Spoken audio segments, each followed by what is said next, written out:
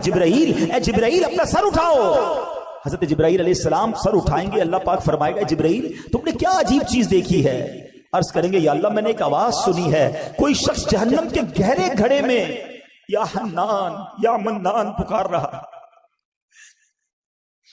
अल्लाह पाक फरमाएगा जिब्राइल मालिक यानी दरोगा जहन्नम के पास जाओ और उन्हें कहो कि वो बंदा जो या हन्नान या मन्नान पुकार रहा है इसे जहन्नम से निकाल लाओ।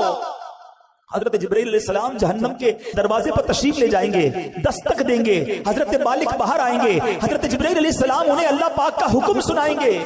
हुक्म सुनकर हजरत मालिक अलैहिस्सलाम जहन्नम के अंदर जाएंगे। हमारे प्यारे आका अलैहिस्सलाम ने फरमाया जैसे माँ अपने बच्चों को पहचानती है, हजरत मालिक ऐसे ही जहन्नम को पहचानते हैं। इसके बावजूद आप या हन्नान या मन्नान कहने वाले शख्स को तलाश नहीं कर पाएंगे। बाहर तशरीफ लाएंगे, हजरत जिब्राइल से अर्ज करेंगे ए जिब्राइल जहन्नम ने गहरा सांस लिया है, इसलिए कौन सी चीज पत्थर है, कौन सी चीज लोहा है और कौन इंसान है इसकी पहचान नहीं हो रही। हजरत जिब्राइल फिर अल्लाह की बारगाह में सजदा करेंगे, अल्लाह पाक इरशाद फरमाएगा ए जिब्राइल सर उठाओ, तुम या हन्नान या मन्नान कहने वाले को क्यों नहीं लाए? जिब्राइल अर्ज करेंगे मौला दारोगा जहन्नम हजरत मालिक ने भी माजरत कर ली है, कहते जहन्नम ने सांस लिया है, उसकी वजह से पत्थर लोहे और इंसानों के दरमियान कोई फर्क नहीं बचा है। अल्लाह गोया सभी जलकर जिसको कहना कोयला बन चुके, किसी चीज की पहचान नहीं हो पा रही है। अल्लाह पाक फरमाएगा मगर उस सूरत में हमारे लिए क्या क्या मैसेजेस हैं और कैसा दिल हिला देने वाला पैगाम है, आइए आज वो आपको बताता हूं। खादिम मुस्तफा साहबी रसूल हजरत अनस बिन मालिक रदियल्लाहु तआला अन्हु फरमाते हैं कि प्यारे आका मक्की मदनी मुस्तफा सल्लल्लाहु तआला अलैहि वसल्लम की मुबारक आदत थी कि अगर कोई सहाबी 3 दिन तक बारगाह रिसालत में हाजिर ना होते तो आप उनसे मुताल्लिक पूछते कि वो कहाँ हैं, और अगर वो सफर पर होते तो उनके लिए दुआ फरमाते, अगर मदीने पाक में होते तो उनसे मुलाकात के लिए तशरीफ ले जाते, अगर कोई सहाबी बीमार होते तो मेरे आका उनकी इयादत के लिए तशरीफ ले जाते। एक बार का वाकया कि एक अंसारी सहाबी रदियल्लाहु तआला अन्हु 3 दिन तक बारगाह रिसालत में हाजिर ना हुए। नबी पाक अलैहिस्सलाम ने सहाबा से पूछा कि वो कहाँ है, नजर नहीं आ रहे। कहा हुजूर वो तो शदीद बीमार हैं। ये खबर सुनकर सरदार अंबिया महबूब खुदा सल्लल्लाहु तआला अलैहि वसल्लम ने हजरत अबू बकर सिद्दीक और हजरत उमर फारूक और चंद दीगर सहाबा को लिया और उनकी इयादत के लिए तशरीफ ले गए। आए हाय साहबी की किस्मत तो देखो, आका भी जा रहे हैं, सिद्दीक अकबर भी जा रहे हैं, उमर फारूक भी जा रहे हैं। सरे बाली उन्हें रहमत की अदा लाई है, सरे बाली उन्हें रहमत की अदा लाई है, हाल बिगड़ा है तो बीमार की बन आई है। अब क्या हुआ, आका अलैहिस्सलाम आखिरी नबी रसूल हाशिमी सल्लल्लाहु अलैहि वसल्लम ने अपने प्यारे सहाबी को देखा, वाकई शदीद बीमार थे। आपने खूबसूरत और प्यारे अंदाज में तीमारदारी फरमाई, अहवाल पूछा, हाल पूछा। तो उस सहाबी ने अपना हाल अर्ज करते हुए अपनी बीमारी का एक बड़ा कमाल का मतलब वाकया बताया कि बीमार हुआ कैसे में। कहते हुजूर बात यह है कि एक रोज मैं मगरिब की नमाज में आपकी मस्जिद में हाजिर हुआ, आप नमाज पढ़ा रहे थे, मैं आपके पीछे नमाज पढ़ रहा था, और आपने उस रोज नमाज में सूरह कारिआ की तिलावत की है। कुरान पाक के 30वें पारे में ये सूरत है सूरह कारिआ। हुजूर आपने तिलावत की, उस तिलावत को सुनकर नमाजी के अंदर मुझ पर ऐसा खौफे खुदा का गलबा हुआ, मैंने दुआ की ए अल्लाह मुझे दुनिया ही में आजमाइश में डाल दे, आखिरत में आजमाइश में ना डालना। हुजूर बस वो दुआ करना है और मेरी ऐसी हालत हो गई है, मैं बीमारी में आ गया हूं, आजमाइश में आ गया। अल्लाह अकबर, मेरे आका क्या प्यारे आका हैं। नबी पाक अलैहिस्सलाम फरमाते हैं कि तुमने बुरा किया, ये बात दुरुस्त नहीं है। क्या ये दुरुस्त नहीं था कि तुम अल्लाह अज़्ज़ा वजल से दुनिया की भी भलाई मांगते और आखिरत की भी भलाई मांगते और जहन्नम से बचने की दुआ भी करते? यानी तुमने क्यों ये कहा कि या अल्लाह मुझे दुनिया में आजमाइश डाल दे, आखिरत में ना डालना? मेरे रब के खजानों में तो कमी नहीं ना, उससे दुनिया की भी भलाई मांग लेते, आखिरत की भी भलाई मांग लेते। क्या प्यारी तरबियत फरमाई। अब नबी पाक ने हुक्म दिया कि अभी दुआ करो, और दुआ करो दुनिया और आखिरत की भलाई की दुआ मांगो। साहबी ने हाथ उठाए, आका का हुक्म था, उसी वक्त दुआ मांगी। नबी पाक ने खुद भी उनके लिए दुआ फरमा दी। اب میرے آقا دعا فرمائے تو رد کیسے ہو سکتی ہے؟ بریلی کے تاجدار امام عشق و محبت لکھتے ہیں نا، اجابت کا صحرا عنایت کا جوڑا دلہن بن کے نکلی دعائے محمد. اجابت کہتے ہیں قبولیت کو، قبولیت اجابت نے جھک کر گلے سے لگایا بڑی ناز سے جب دعائے محمد صلی اللہ علیہ وسلم. اور ایسا ہی ہوا، اس دعا کا اثر ایسا ہوا کہ کوئی رسیوں سے جکڑا ہوا ہو اور وہ آزاد ہو جائے. وہ صحابی اسی وقت کھڑے ہو گئے اور صحت مند بھی ہو گئے. اب اس ایک واقعے سے اللہ اکبر کیا کمال کا واقعہ ہے، کیا کیا سیکھنے کو ملا. پہلی بات، نماز کیسی تھی، پڑھانے والا کون تھا اور پڑھنے والے کون تھے. آقا تلاوت کر رہے اور صحابہ پیچھے نماز پڑھ رہے ہیں، لیکن ان کی نماز میں انہماک، خشوع و خضوع کا عالم کیسا تھا. ایک تو قرآن سمجھتے تھے، پھر اس کا اثر لیتے تھے. تلاوت کیا ہو رہا ہے اس کو جانتے اور اس کا اثر لیتے تھے. سب نے عشاء کی نماز اکثر نے پڑھی ہوگی. اگر میں یہ سوال کر لوں، ہاتھ نہیں اٹھائیے گا، اپنے آپ سے خود ہی سوال کر لیں، امام صاحب نے کیا تلاوت کی پہلی رکعت میں اور دوسری رکعت میں؟ ارے عبدالحبیب بھائی، اب تو ذرا دکان کا حساب ساتھ چل رہا تھا ہمارا، تو ہمیں کیا پتا کیا تلاوت ہوئی. کبھی ٹیسٹ لے لیا کرو، سلام پھیرتے ہی پوچھ لیا کرو اپنے آپ سے کہ آج کیا تلاوت ہوئی. اچھا یاد بھی ہے، مثال کے طور پہ چلو کسی کو یاد ہے آج امام صاحب نے سورہ فیل پڑھی تھی یا جناب تبارک الذی پڑھی تھی یا کون سی سورت پڑھی تھی، مانا کیا اس کا؟ تو یہ تو نہیں پتا. کب تک ہم قرآن بغیر سمجھے سنتے رہیں گے اور پڑھتے رہیں گے؟ کب قرآن کے نور کو اور اس کی چاشنی کو دل میں محسوس کریں گے؟ کب انڈرسٹینڈنگ آف قرآن کریں گے؟ میں نہیں کہتا، ہونا تو یہی چاہیے کہ مسلمان ہونے کی حیثیت سے مجھے اور آپ کو پورا قرآن ایک بار تو زندگی میں ہم نے ترجمہ اور تفسیر سے پڑھا ہوتا. لیکن چلو بھائی، پورا قرآن پڑھنے کی بات کرتے تو لوگ ہی بھاگ جاتے ہیں. یار کم از کم یہ تو ہو سکتا ہے نا، ہم ثنا سے لے کر التحیات اور درود ابراہیم اور دعا تک جتنا نماز میں قرآن پڑھتے ہیں اتنا تو سمجھ لیتے، اس کو تو انڈرسٹینڈ کر لیتے. قرآن کی چند مشہور سورتوں کا معنی تو پتا ہوتا. مگر خشوع و خضوع کا تو عالم یہ ہے کہ نماز میں دھیان ہی کہیں اور ہوتا.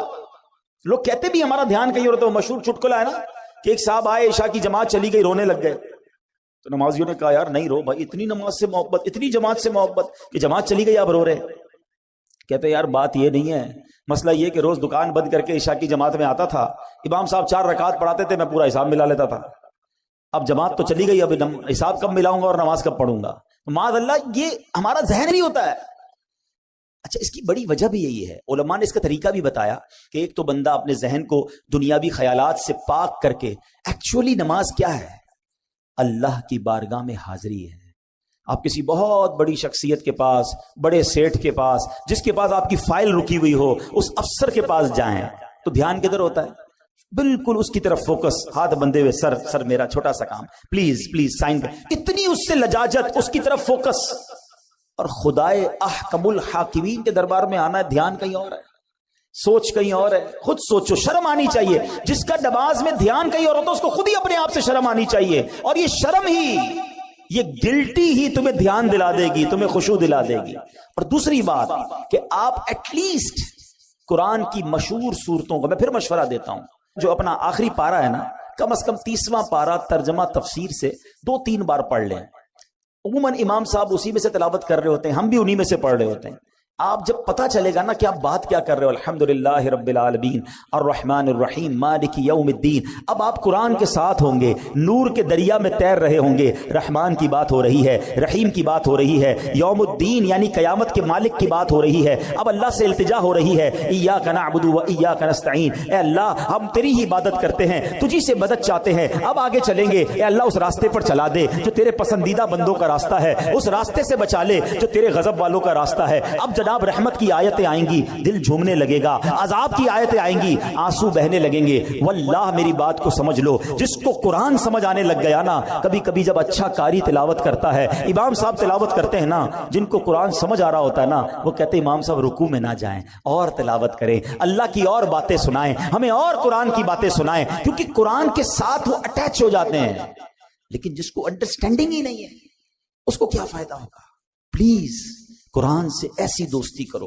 اور میں آپ کو کوئی بہت بڑا کام نہیں بتا رہا، کم از کم 30واں پارا ترجمہ تفسیر، اب تو صراط الجنان آ گئی ہے، حاصل کر لے، پڑھ لیں، آپ کی زندگی بدل جائے گی. واللہ جس کو نماز سمجھ آنے لگ جائے اس کو نماز کا مزہ ہی اور آتا ہے. سبحان ربی العظیم جب وہ کہتا ہے اور وہ سمجھتا ہے کہ میں عظیم رب کی تعریف کر رہا ہوں تو بعض اوقات تو آنکھوں سے آنسو نکلتے ہیں. سجدے میں جا کر سر جھکا کر سبحان ربی العالی جب دل کی گہرائیوں سے بندہ ادا کرتا ہے تو اللہ کو گویا یہ کہہ رہا ہوتا ہے اے اللہ سر بھی تیرے دربار میں جھکا دیا, اب میں نے سب کچھ تیرے دربار میں جھکا دیا ہے, اپنا سراپا تیرے بارگاہ میں جھکا دیا ہے. اے اعلیٰ رب, اے مالک, اے خالق, اے سب سے بڑے مولا, اب مجھ پر نگاہ رحمت فرما دے. پھر بندہ اس کیفیت سے نماز پڑھتا ہے. تو اگر نماز کا لطف لینا چاہتے ہو تو نماز کو سیکھیں, نماز کو انڈرسٹینڈ کریں, نماز کے اندر جو قرآن ہے کم از کم اس کو جانیں. صحابی رسول نے سورہ قارعہ سنی, دل کی کیفیت بدل گئی, خوف خدا میں مبتلا ہو گئے. یہ بات ہمیں اس واقعے سے سیکھنے کو ملی. اب ایک اور بات جو اس بات سے سیکھنے کو ملی کہ دعا کیا کرنی چاہیے. کچھ لوگ بڑے نادان ہوتے ہیں, کہتے بس یا اللہ یہ کام کر دے بھلے وہ نہ کرنا, یہ کام ہو جائے باقی بھلے خراب ہو جائے. کیوں خراب ہو جائے؟ اچھا معاذ اللہ کچھ لوگ اپنے لیے بد دعائیں کر رہے ہوتے ہیں. پہلے ایک بات سمجھ لو, ہمیں نہیں پتا ہوتا کون سا وقت قبولیت کا ہوتا ہے. ہاں بری باتیں نہ نکالا کرو. یہ ماں باپ کو بھی ایک مشورہ دے رہا ہوں. بچہ تنگ کرے, بچہ پریشان کرے تو بعض اوقات مائیں کوسنے دے رہی ہوتی, تجھے کیڑے پڑے, تو برباد ہو جائے, تو کبھی ترقی نہ کرے. یہ نہ کہا کرو. کیا پتا یہ قبولیت کی گھڑی ہو اور تمہارا بیٹا برباد ہو جائے. اچھی بات, اللہ کی بارگاہ میں اچھی باتیں اور اچھی دعائیں کرنی چاہیے, اور اپنے لیے بھی ایسا ہی کیا کریں. کیسی دعا کر دی کہ یا اللہ دنیا میں آزمائش میں ڈال دے, آخرت میں مت ڈالنا. ارے میرے رب کے خزانے بہت بڑے, اس سے مانگو نا. ربنا آتنا فی الدنیا حسنہ وفی الآخرۃ حسنہ وقنا عذاب النار. اے اللہ دنیا بھی اچھی کر دے, آخرت بھی اچھی کر دے, عذاب قبر سے بھی بچا دے. رب سے مانگو, مانگ کریم سے رہے ہو. ہمارے پاس پیسے تھوڑے ہوتے ہیں, ہمارے اور آپ کی اتھارٹی تھوڑی ہے. ہمیں لگتا ہے یار اس سے ایک چیز مانگوں گا دے دے گا, دو مانگوں گا دے نہیں سکے گا. بندہ کہتا ہے ایک ہی لے لو یار. دنیا والوں میں چلتا ہے. میرے رب کے خزانے جس کا کوئی کنارہ نہیں, وہ خزانے نہ ختم ہونے والے ہیں, وہ ہم سب کو جنت میں ڈال دے, اس کی رحمت میں کوئی کمی نہیں پڑے گی. تو مانگو نا اس سے دل کھول کر.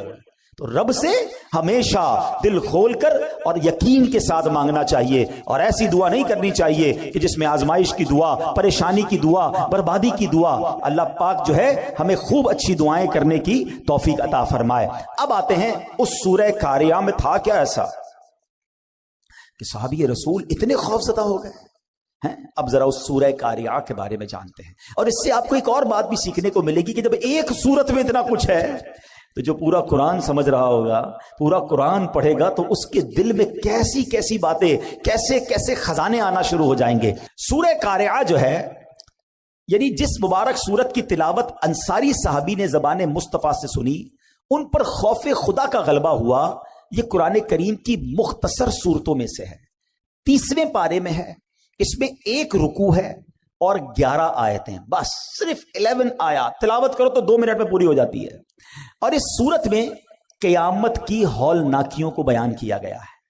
اور سورہ قارعہ کے مضامین کے لحاظ سے 3 حصے بنتے ہیں. نمبر 1 قیامت کی ہولناکیوں کا بیان ہوا.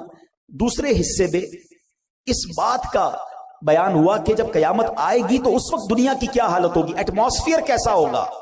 اور تیسرے حصے میں قیامت کے اختتام کا بیان ہے کہ امتحان کیسے ہوگا. اس سینیریو میں جب لوگوں کا ایگزام ہوگا تو وہ کیسے ہوگا. صرف 11 آیتوں میں رب نے قیامت کا نقشہ بھی کھینچ دیا اور کیا ہوگا اس میں یہ بھی بتا دیا. اب ذرا غور سے دل تھام کر, اللہ کرے کہ ہم پر بھی اس صحابی رسول کی کیفیت کا صدقہ نصیب ہو, اور ہم قرآن سنیں اور اللہ کے خوف سے بھی لرزہ کریں جب بھیانک, خوفناک اور عذاب کی باتیں ہوں. اللہ قرآن میں فرماتا ہے, بسم اللہ الرحمن الرحیم, القارعۃ ما القارعۃ وما ادراک ما القارعۃ. القارعہ اس کا ترجمہ کیا اعلیٰ حضرت نے, دل دہلانے والی. مل قارعہ, کیا وہ دل دہلانے والی. وما ادراک مل قارعہ, اور تم نے کیا جانا کیا ہے وہ دل دہلانے والی. 3 بار ایک ہی بات, القارعۃ مل قارعہ وما ادراک مل قارعہ. علماء بڑا پیارا اس میں جواب دیتے ہیں کہ قرآن کا ایک بہت خوبصورت اسلوب ہے, اسٹائل ہے قرآن کا, کہ جب کسی بات پر انفسائز کرنا ہوتا ہے، تاکید دلانی ہوتی ہے، توجہ درکار ہوتی ہے، تو قرآن یہ انداز اختیار کرتا ہے، کلام اللہ کا یہ انداز ہے کہ لوگ خوب توجہ کریں، دیکھو بڑی اہم بات ہونے جا رہی ہے۔ اسی طرح کا انداز آپ کو سورہ قدر میں ملتا ہے، اِنَّا أَنزَلْنَاهُ فِي لَيْلَةِ الْقَدْرِ وَمَا أَدْرَاكَ مَا لَيْلَةُ الْقَدْرِ۔ قرآن خود پوچھتا ہے بتاؤ تم نے کیا جانا، لیلۃ القدر کیا ہے؟ پھر قرآن اس کے بعد خود ہی بتاتا ہے، قرآن گویا بتاتا ہے کہ لیلۃ القدر کیا ہے۔ بالکل اسی طرح یہاں یہ انداز ہے کہ تم نے کیا جانا، کیا ہے دل دہلانے والی۔ اب القارعہ کس کو کہتے ہیں؟ مفسرین لکھتے ہیں کہ قارعہ قیامت کے ناموں میں سے ایک نام ہے۔ یہ لفظ قرعن سے بنا ہے، ایک چیز کو دوسری چیز پر اس زور سے مارا جائے کہ اس سے گرجدار آواز پیدا ہو، اس کو قرعن کہتے ہیں۔ یہ آواز جتنی زوردار اتنی دل دہلانے والی ہوتی ہے۔ اگر آدمی غفلت میں ہو، اپنے دھیان میں بیٹھا ہو اور اچانک کوئی آواز آ جائے، مثال کے طور پہ اللہ نہ کرے کچھ زوردار دھماکہ سنائی دے، ہمارا دھیان کہیں اور ہو، فوراً انسان گھبرا جاتا ہے، گاڑی میں جا رہا ہے کوئی بڑا ہارن بجا دے، بندہ ہل جاتا ہے۔ اچانک آنے والی آواز جو ہے وہ دل دہلا دیتی ہے۔ اب ذرا غور کیجئے کہ ہوگا کیا، ان مثالوں کو تصور میں رکھیے، اور قیامت میں کیا ہوگا؟ فرمایا تاجر کاروبار میں مصروف ہوں گے، nobody knows، پتہ بھی نہیں ہوگا، کسی کو پتہ نہیں ہوگا۔ تاجر کاروبار میں مصروف ہوں گے، خواتین گھر کے کام کاج میں مصروف ہوں گی، کسان کھیتوں میں مصروف ہوں گے، کوئی کھانا کھا رہا ہوگا، کوئی اپنے دوستوں کے ساتھ باتیں کر رہا ہوگا۔ اس وقت اچانک ایک زوردار زلزلہ برپا ہوگا، پوری زمین ہل جائے گی، آسمان پھٹ جائیں گے، ستارے بارش کی طرح زمین پر جھڑ پڑیں گے، بلند و بالا پہاڑ ٹوٹ جائیں گے، بڑے بڑے سیارے آپس میں ٹکرا کر ریزہ ریزہ ہو جائیں گے۔ ذرا تصور تو کیجئے وہ کیسا ہولناک دھماکہ ہوگا، کیسا زلزلہ ہوگا، اس وقت دل کیسے دہل جائیں گے، کیسی بدحواسی ہوگی۔ اور یہ دن آنا ہے، قرآن نے ایک اور جگہ اس کو بیان کیا، ان زلزلۃ الساعۃ شیء عظیم یوم ترونها تذہل کل مرضعۃ عما ارضعت وتضع کل ذات حمل حملها وترى الناس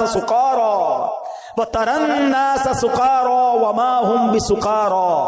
قرآن کیا کہتا ہے سنو، بے شک قیامت کا زلزلہ بہت بڑی چیز ہے، جس دن تم اسے دیکھو گے تو حالت یہ ہوگی کہ ہر دودھ پلانے والی اپنے دودھ پیتے بچے کو بھول جائے گی، ماں دودھ پیتے بچے کو بھول جائے، اتنی گھبراہٹ ہوگی۔ ہر حمل والی اپنا حمل ڈال دے گی، جس کا حمل ہوگا نا پریگننٹ ہوگی، اس کا حمل گر جائے گا، اتنا خطرناک وہ خوف ہوگا۔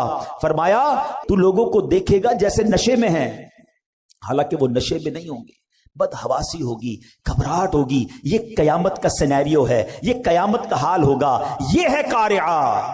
جبھی قرآن کہتا ہے وما ادراک مل قارعہ، تم نے کیا جانا، تمہیں کیا معلوم قارعہ کیا ہے۔ اب ذرا غور کیجئے گا، قرآن نے صرف 3 آیتوں میں ایک منظر کشی کی کوسچن کریٹ کیا۔ اب قرآن بتا رہا ہے ہوگا کیا، سنو اس دن سینیریو کیا ہوگا، گھبراہٹ کیسی ہوگی۔ یوم یکون الناس کالفراش المبثوث، قرآن کہتا ہے جس دن آدمی پھیلے ہوئے پروانوں کی طرح ہوں گے۔ آپ نے دیکھا ہوگا جب بارشیں وغیرہ ہوتی ہیں تو پروانے آتے ہیں، بارشوں میں زیادہ آتے ہیں، اور وہ چھوٹے چھوٹے کیڑے کی طرح ہوتے، پر اڑتے مکھی کی طرح، اور کوئی ادھر جا رہا ہوتا ہے، کوئی ادھر جا رہا ہوتا ہے، کوئی ٹکرا کے گر رہا ہوتا ہے، لائٹ سے ٹکرا رہے ہوتے ہیں، کوئی ڈائریکشن نہیں ہوتی ہے، ادھر ادھر بدحواسی ہوتی ہے پروانوں میں۔ قرآن نے مثال دی کہ لوگ ایسے ہوں گے جیسے پروانے ہیں، کوئی ادھر بھاگ رہا ہوگا، کوئی ادھر بھاگ رہا ہوگا، ہر کوئی گھبرایا ہوا ہوگا، بالکل ہوش و حواس نہیں ہوگا۔ یہ تو لوگوں کا حال ہوگا۔ اب قرآن اگلی آیت میں کہتا ہے وَتَكُونُ الْجِبَالُ كَالْعِهْنِ الْمَنْفُوشِ، یہ پہاڑ جو ہے نا دنیا کی طاقتور ترین چیز ہے۔ آپ نے دیکھا ہوگا کتنے بڑے بڑے پہاڑ ہیں، اتنے دیو ہیکل جس کو کہا جاتا ہے پہاڑ، یہ پہاڑ ہلاؤ تو ہلتے نہیں ہیں، کتنے سال لگتے ہیں پہاڑ کو توڑنے میں۔ ہمارے سائیڈ ایریا وغیرہ میں پہاڑوں کو توڑ کے روڈ بنائے گئے تو ہم دیکھتے تھے سالوں لگتے تھے، ڈائنامٹ سے اڑانا پڑتا تھا، مگر تھوڑا سا حصہ ہلتا ہے اس کا۔ مگر اللہ فرماتا جب قیامت کا زلزلہ آئے گا نا تو یہ پہاڑ پتہ کیسے ہو جائیں گے، وَتَكُونُ الْجِبَالُ كَالْعِهْنِ الْمَنْفُوشِ، کہ کہا پہاڑ رنگ برنگی دھنکی ہوئی اون کی طرح ہو جائیں گے۔ یہ ہمارے علاقے میں بھی آپ نے دیکھا ہوگا، وہ رضائی بنانے والے کو، رضائی بنانے والا آپ نے دیکھا ہوگا ڈنڈی مارتا ہے رضائی پہ جب بنا رہا ہوتا، تو اون جو ہے نا، اون روئی وہ اڑتی ہے. قرآن کہتے ہیں جیسے یہ روئی اڑتی ہے نا، ایسے پہاڑ اڑ رہے ہوں گے. صرف 2 آیتوں میں ہمارے سامنے قیامت کا نقشہ آ گیا کہ لوگ بدحواس ہوں گے، یوم یکون الناس کالفراش المبثوث، اور پہاڑ کیسے ہوں گے، وَتَكُونُ الْجِبَالُ كَالْعِهْنِ الْمَنفُوشِ، کہ پہاڑ تو اون کی طرح اڑ رہے ہوں گے. اب ہمارا کیا ہوگا؟ یہی خوف بہت تھا نا. نہیں ابھی تو بات شروع ہوئی ہے. اب ذرا انڈرسٹینڈ کرو بات کو. اللہ نہ کرے کوئی اچانک آفت آ جائے، کوئی ٹینشن آ جائے، زلزلہ آ جائے اور آپ بھاگ رہے ہوں، اور کوئی بندہ آپ کو روکے، یار رکو ذرا بتاؤ تم نے آج دن کیسے گزارا ہے. آپ کہیں گے اللہ کے بندے حالت دیکھ رہے ہو، اتنی بڑی ٹینشن میں تم مجھ سے سوال کر رہے ہو. مگر سنو، اتنے خطرناک ماحول میں ہم سب سے سوال کیے جائیں گے. 1-2 دن کے لیے نہیں، پوری زندگی کا حساب بھی اسی حالت میں دینا ہوگا. اب آگے قرآن کیا کہتا ہے سنو. اللہ اکبر. میں آگے آیت لے جانے سے پہلے ذرا مزید قیامت کیسے آئے گی، میرے آقا مدینے والے مصطفیٰ صلی اللہ تعالی وسلم نے بڑی ڈیٹیل میں صحابہ کرام کو بتایا. آقا علیہ الصلوۃ والسلام فرماتے ہیں بے شک اللہ پاک نے زمین و آسمان بنانے کے بعد سور کو بنایا اور حضرت اسرافیل علیہ الصلوۃ والسلام کو عطا فرما دیا. ہم نے یہ بچپن سے سنا ہے کہ حضرت اسرافیل سور پھونکیں گے. آج ڈیٹیل میں سن لو وہ سور ہے کیا اور وہ کتنا بڑا ہے. تو حضرت اسرافیل کے بارے میں نبی پاک فرماتے ہیں کہ حضرت اسرافیل سور کو اپنے منہ میں لیے ہوئے ہیں اور عرش الہی کی طرف دیکھ رہے ہیں کہ اور انتظار میں ہیں کہ سور پھونکنے کا کب حکم دیا جاتا ہے. یعنی وہ ریڈی بیٹھے ہیں، تیار ہیں، جب رب کی طرف سے حکم آنا ہے حضرت اسرافیل نے سور پھونک دینی ہے. حضرت ابو ہریرہ فرماتے ہیں میں نے عرض کی یا رسول اللہ صلی اللہ تعالی وسلم یہ سور ہے کیا؟ کیا بات ہے صحابہ کرام کی، اتنے سوالات کر لی.